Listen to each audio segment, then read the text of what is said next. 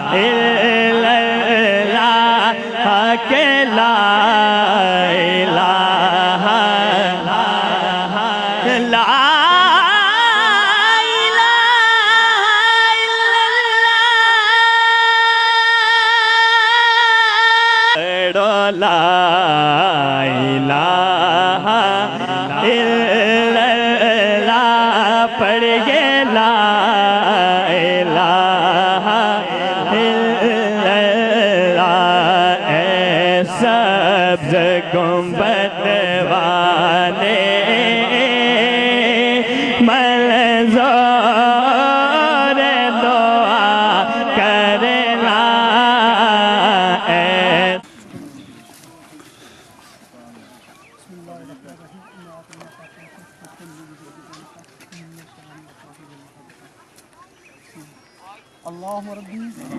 اللهم ربي اللهم ربي اللهم ربي اللهم ربي اللهم ربي اللهم ربي اللهم ربي اللهم ربي اللهم ربي بسم الله الرحمن الرحيم الله الصمد لم يلد ولم يولد ولم يكن له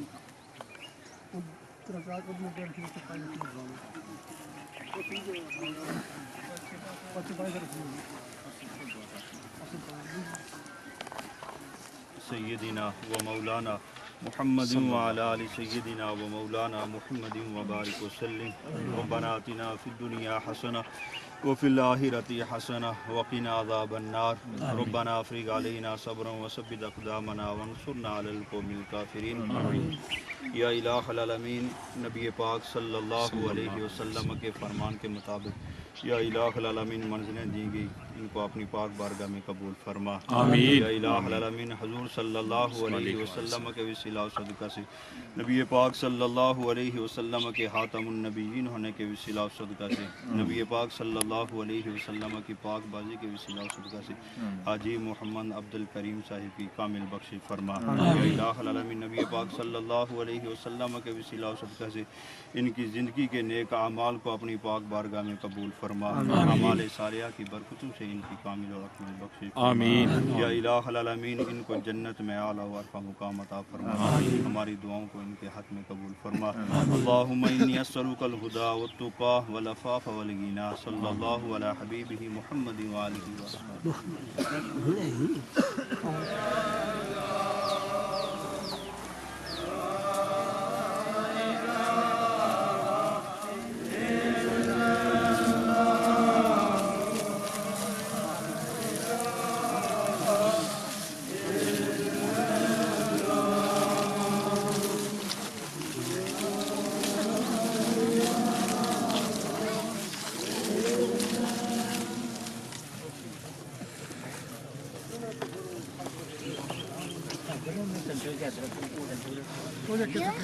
سید الانبیاء والمرسلین اما بعد فاعوذ باللہ من الشیطان الرجیم بسم اللہ الرحمن الرحیم کل نفس ذائقۃ الموت صدق اللہ العظیم وصدق الرسول النبی الکریم ان اللہ وملائکتہ یصلون علی النبی یا ایہا الذین آمنوا صلوا علیہ وسلموا تسلیما باز بلند درود و سلام پیش کریں الصلاۃ والسلام علیک یا سیدی یا رسول اللہ وعلی آلک و صحابک یا حبیب اللہ الصلاۃ والسلام علیک یا سیدی یا رسول اللہ وعلی آلک و صحابک یا رحمۃ للعالمین سامعین عزیز و وقار رب کائنات نے ارشاد فرمایا کہ کل نفس ذائقۃ الموت کہ ہر ذی روح نے موت کا ذائقہ چکھنا ہے۔ اس کائنات کے اندر جو بھی آیا ایک نہ ایک دن اس نے موت کا ذائقہ چکھ کر اس دنیا سے رخصت ہو کے جانا ہے۔ تو سامعین محترم، جس طرح یہ بزرگ آج اس دنیا کو چھوڑ کر جا رہے ہیں، اسی طرح ہم سب نے بھی اسی طرح اس دنیا کو چھوڑ کے چلے جانا ہے۔ تو اللہ رب العزت کی بارگاہ میں ہم دعا کرتے ہیں کہ اللہ تعالیٰ ان بزرگوں کی آخری مناظر کو احسان فرمائے اور ان کی بخشش فرمائے اور ان کے اہل خانہ الواحقین کو صبر اور سبب اور اجر عظیم عطا فرمائے۔ تو سامعین محترم، آپ یہاں پر افراد کرام کی تعداد ہے، تو میں حافظ محمد عبداللہ صاحب سے گزارش کرتا ہوں کہ وہ آ کر اپنے خیالات کا اظہار کریں گے۔ اس کے بعد علامہ صاحب جامعہ مسجد بریج سے آئے ہوئے ہیں، وہ اپنا خیالات کا اظہار کریں گے۔ تو میں ملتمس ہوں حافظ محمد عبداللہ صاحب سے کہ وہ آ کر اپنے خیالات کا اظہار کریں۔ بسم اللہ الرحمن الرحیم۔ ان اللہ و ملائکتہ یصلون علی النبی یا ایھا الذین آمنوا صلوا علیہ وسلموا تسلیما۔ الصلاۃ والسلام علیک یا سیدی یا رسول اللہ وعلی آلک واصحابک یا حبیب اللہ۔ نبی پاک صلی اللہ علیہ وسلم نے صحابہ کی مجلس میں قرآن مجید کی اس آیت مبارکہ کی تلاوت فرمائی، وَإِن مِّنكُمْ إِلَّا وَارِدُوهَا، کہ پل صراط سے ہر ایک نے گزرنا ہے، وہ بال سے زیادہ باریک ہے اور تلوار سے زیادہ تیز ہے۔ تو جب آقا علیہ الصلاۃ والسلام نے یہ ارشاد فرمایا تو صحابہ سن کر پریشان ہو گئے، اور صحابہ کے غم کو دیکھ کر کریم آقا صلی اللہ علیہ وسلم بھی پریشان ہو گئے۔ اور جب آقا علیہ الصلاۃ والسلام پریشان ہوئے کہ میری امت کا کیا بنے گا، بڑا مشکل مرحلہ ہے، اور جب آقا علیہ الصلاۃ والسلام پریشان ہوئے تو رب العالمین کے حکم سے 4 بڑے ملائکہ نبی پاک صلی اللہ علیہ وسلم کی بارگاہ میں حاضر ہوئے، اور جبریل علیہ السلام نے عرض کی، یا رسول اللہ صلی اللہ علیہ وسلم، میں جبرائیل آپ سے وعدہ کرتا ہوں کہ آپ کی امت میں سے جس نے آپ پر 10 مرتبہ درود پڑھا ہوگا تو میں اس کو پل صراط سے تیز بجلی کی طرح، بجلی کی چمک کی طرح اسے پل صراط سے پار کر دوں گا۔ اور پھر حضرت میکائیل علیہ السلام عرض کرتے ہیں، یا رسول اللہ صلی اللہ علیہ وسلم، آپ پریشان نہ ہوں، میں میکائیل آپ سے وعدہ کرتا ہوں کہ آپ کی امت میں سے جس نے آپ پر 10 مرتبہ درود پڑھا ہوگا تو میں اس کو آپ کے حوض کوثر سے ایک ایسا پیالہ پلاؤں گا کہ وہ کبھی بھی پیاسا نہیں ہوگا۔ اور پھر حضرت اسرافیل علیہ السلام عرض کرتے ہیں کہ یا رسول اللہ صلی اللہ علیہ وسلم، آپ غم نہ کریں، میں آپ سے وعدہ کرتا ہوں کہ آپ کی امت میں سے جس نے آپ پر 10 مرتبہ درود پڑھا ہوگا میں اس کے لیے اللہ کے حضور ایک ایسا سجدہ کروں گا کہ جب تک رب العالمین اس کی بخشش نہیں فرما دیتا میں اپنا سر سجدے سے نہیں اٹھاؤں گا۔ اور پھر آخر پر حضرت اسرائیل علیہ السلام عرض کرتے ہیں کہ یا رسول اللہ صلی اللہ علیہ وسلم، یہ سارے معاملات بعد کے ہیں، سب سے پہلے میرا نمبر ہے روح قبض کرنا۔ یا رسول اللہ صلی اللہ علیہ وسلم، آپ کی امت میں سے جس نے آپ پر 10 مرتبہ درود پڑھا ہوگا میں اس کی روح اس طرح قبض کروں گا جس طرح میں انبیاء کی ارواح قبض کرتا رہا۔ تو محبت کے ساتھ الصلاۃ والسلام علیک سیدی یا رسول اللہ وعلی آلہ واصحابہ یا حبیب اللہ، السلام علیک یا سیدی یا رسول اللہ وعلی آلہ واصحابہ یا رحمۃ العالمین۔ معزز و معظم شرکائے جنازہ، آج ہم سب ان دعاؤں کے لیے حاضر ہیں اور ان دعاؤں کے ساتھ حاضر ہیں کہ رب العالمین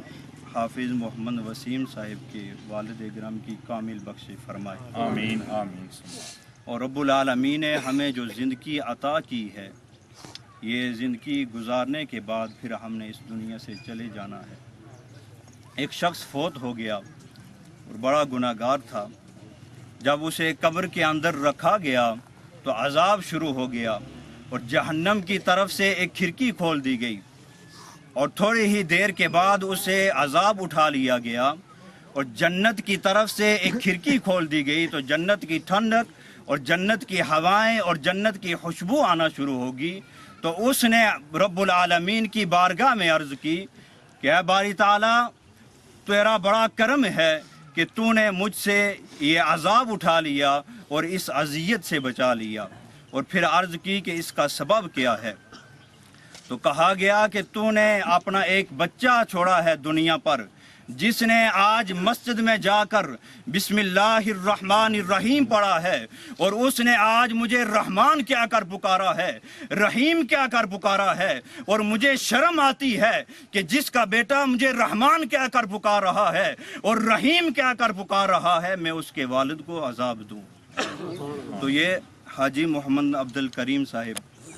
اور یہ اس کی بات ہے جس نے ایک مرتبہ بسم اللہ الرحمن الرحیم پڑھا۔ اور حاجی محمد عبد الکریم صاحب اپنا ایک بیٹا حافظ قرآن اور عالم دین چھوڑ کر جا رہے ہیں،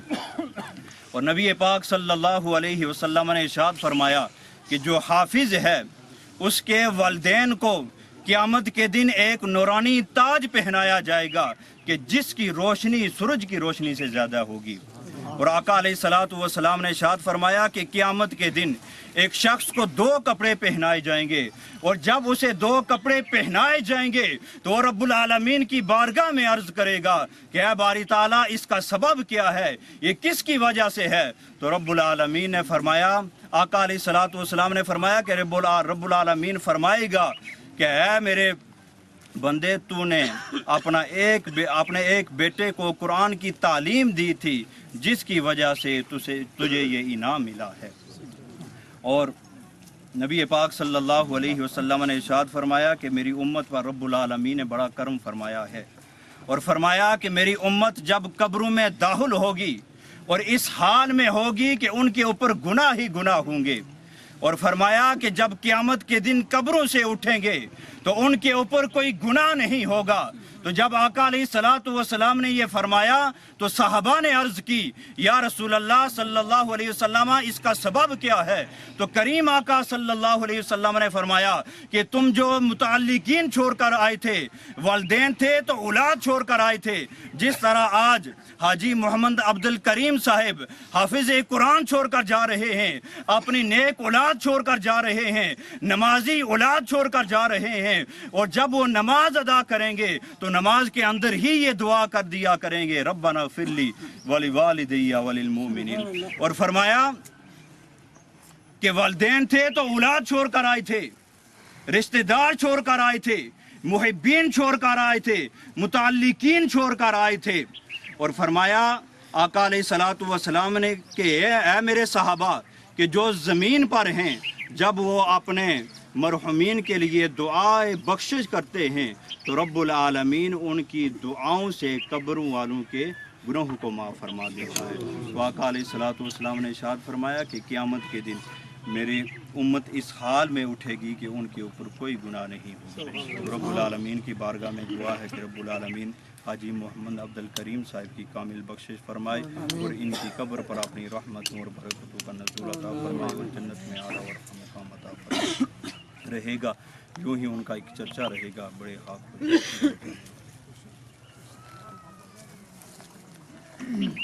نحمدہ ونصلی ونسلم علی رسولہ الکریم۔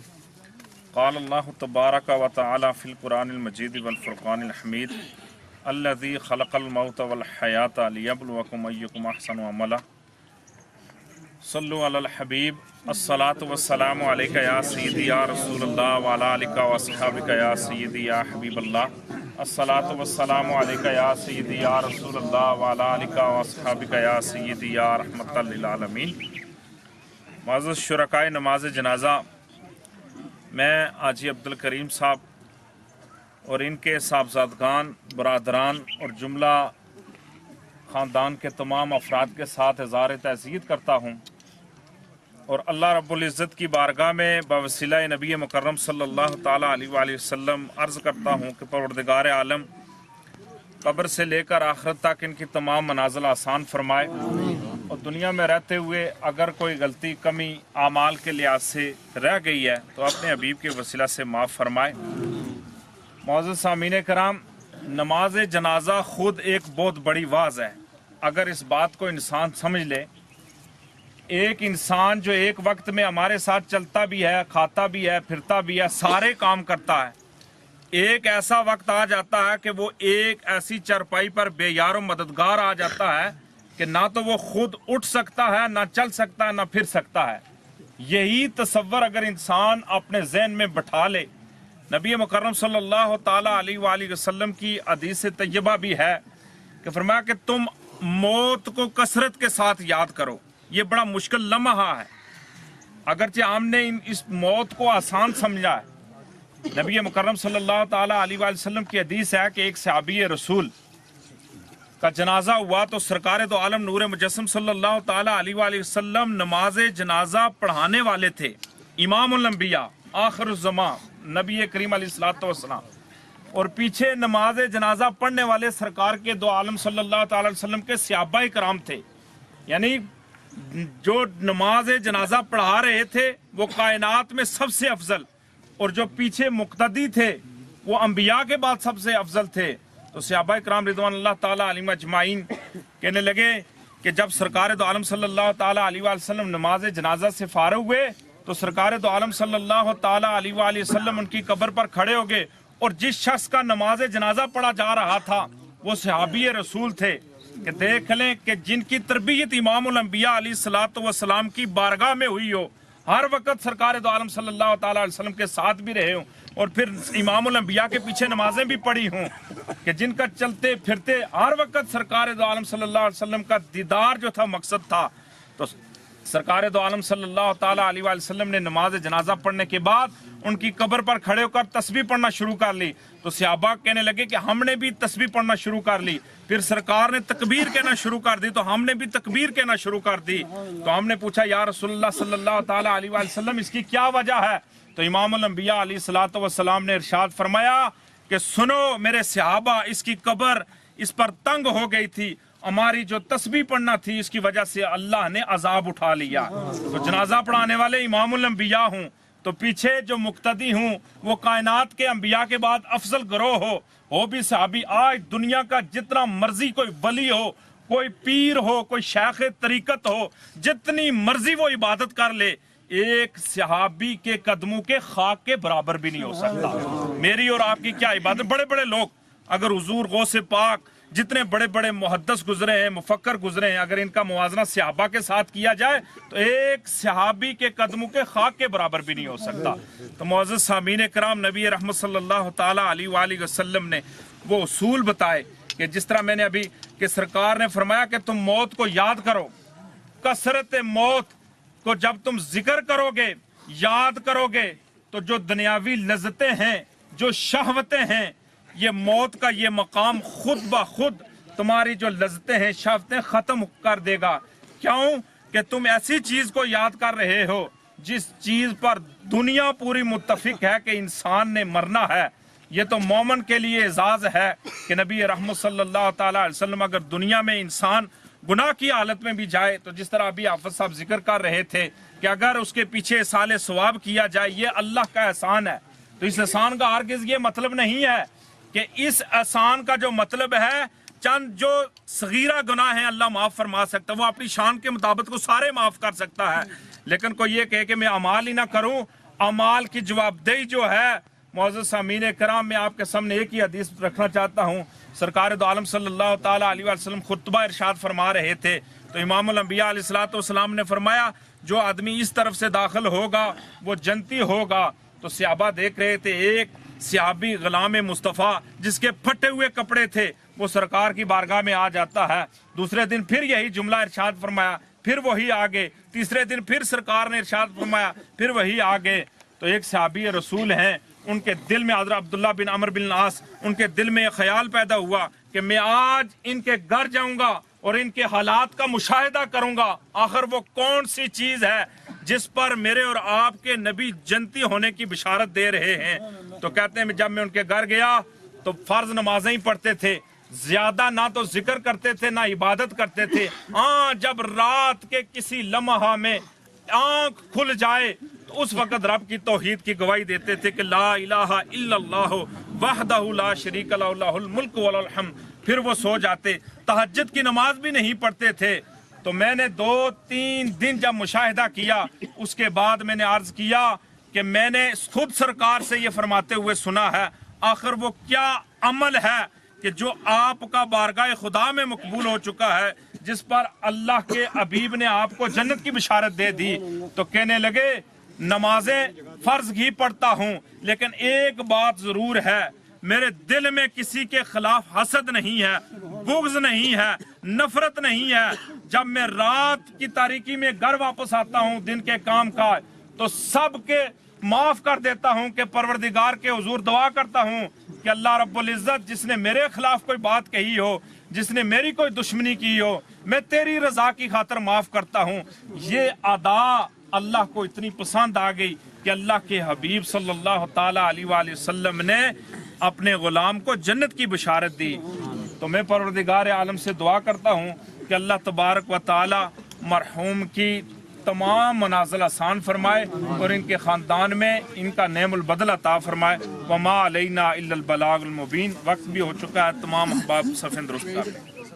जब इंसान अहसन अमल करता है, जब नेक अमल करता है, अब इंसान की रूह कहाँ से आई? आलम बरज़ख से आई। जब बच्चा पैदा होता है वो चीखता है, पुकारता है, लेकिन जब इस दुनिया में आता है वो एक सोहबत, एक संगत छोड़ के आता है। जब वो संगत छोड़ के आता है, अब उसे नहीं पता कि दुनिया की संगत मुझे कैसे मिलेगी, अच्छी मिलेगी या बुरी मिलेगी। अब अगर नेक हुआ तो वो इस जो आलम शहादा, ये जो मौजूदा दौर है जब शहादतुल बादी इसे कहते हैं, इससे भी जब गुजरता है, अगर नेक हुआ तो उसका शौक होगा कि मैं नेक्स्ट सोबत जो मैंने वक्त छोड़ा था अब उसके साथ टच हो जाऊँ। अब जब इस वक्त से गुजरता है तो अल्लाह का कुरान कहता है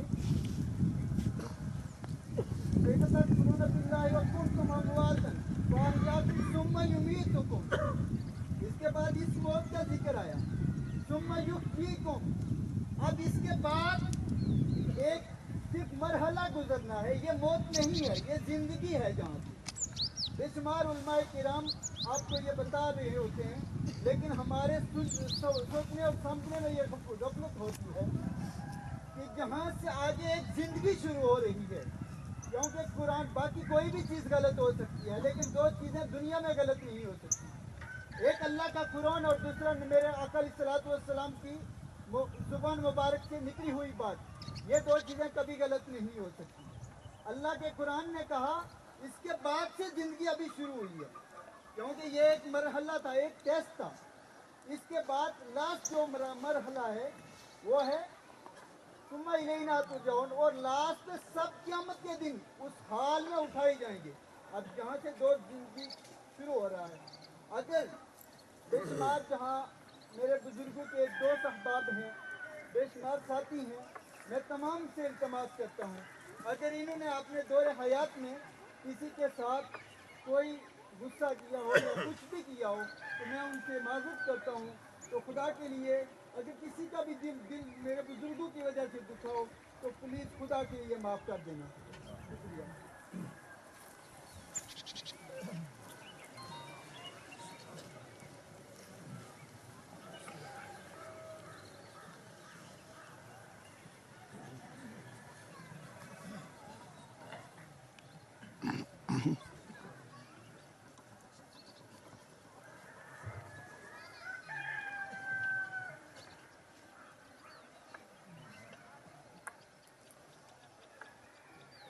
अल्लाहु अकबर।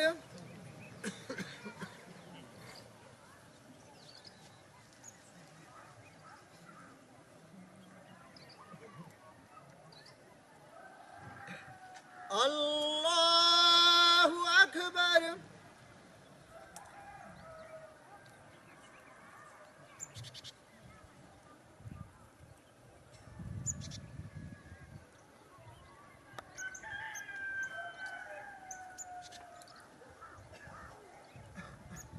अल्लाहु अकबर।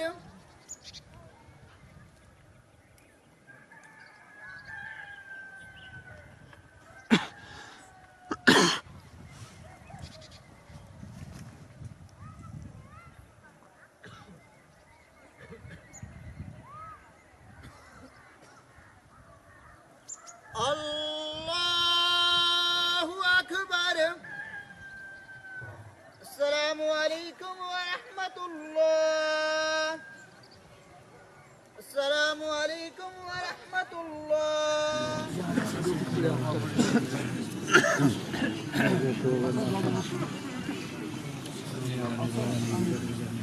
آمین. اللہم صلی علی سیدنا مولانا محمد وعلی آل سیدنا مولانا محمد مبارک وسلم وصلی علیہ. اللہم ربنا لا تزغ قلوبنا بعد اذ ہدیتنا وہب لنا من لدنک رحمۃ انک انت الوہاب. یا رب لک الحمد کما ینبغی لجلال وجہک وعظیم سلطانک. لا الہ الا اللہ وحدہ لا شریک لہ لہ الملک ولہ الحمد وہو علی کل شیء قدیر. یا پروردگار عالم، تیرے نبی مکرم صلی اللہ تعالیٰ علیہ وآلہ وسلم کی شریعت مطہرہ کے مطابق آج سب کی نماز جنازہ ادا کی میرے مولا. ہم نبی پاک رؤوف الرحیم علیہ تحیت و تسلیم کے وسیلہ جلیلہ سے تیری بارگاہ میں جو کلمات طیبات آیات و بینات پڑھ کر میری ملک کی ہیں میرے مولا کریم، یہ ساری چیزیں آجی صاحب کے روح کو اس کا احسال ثواب پیش کرتے ہیں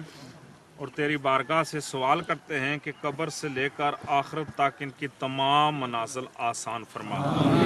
دنیا میں رہتے ہوئے حقوق اللہ حقوق العباد بتقاضۂ بشریت آمدن سہون دانستہ نادانستہ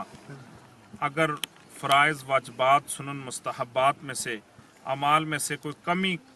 باقی رہ گئی ہے تو اپنے حبیب کے وسیلہ سے معاف فرما اور ان کی قبر کو حد نگاہ تک کشادہ فرما. امام الانبیاء علیہ الصلوۃ والسلام کے نور سے ان کی قبر کو منور اور معطر فرما. بار بار قبر میں امام الانبیاء علیہ الصلوۃ والسلام کا دیدار اور قرب نصیب فرما اور ان کے خاندان والوں کو یہ صدمہ برداشت کرنے کی توفیق عطا فرما. افوض امورنا الی اللہ ان اللہ بصیر بالعباد. حسبنا اللہ نعم الوکیل نعم المولا و نعم النصیر برحمتک یا ارحم الراحمین. لا الہ الا اللہ پڑھ گے لا الہ الا اللہ. اے سبز گنبد والے منظور دعا کرنا. لا الہ الا اللہ پڑھ گے لا الہ الا اللہ حق لا الہ الا اللہ پڑھ گے لا الہ الا کہ لا الہ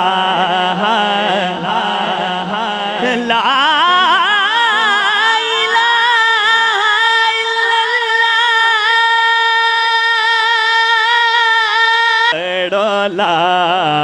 الہ الا اللہ پڑھ گے لا الہ الا اللہ. اے سبز گنبد والے منظور دعا کرنا. لا الہ الا اللہ پڑھ گے لا الہ الا اللہ حق لا الہ الا اللہ پڑھ گے لا الہ الا اللہ حق لا الہ لا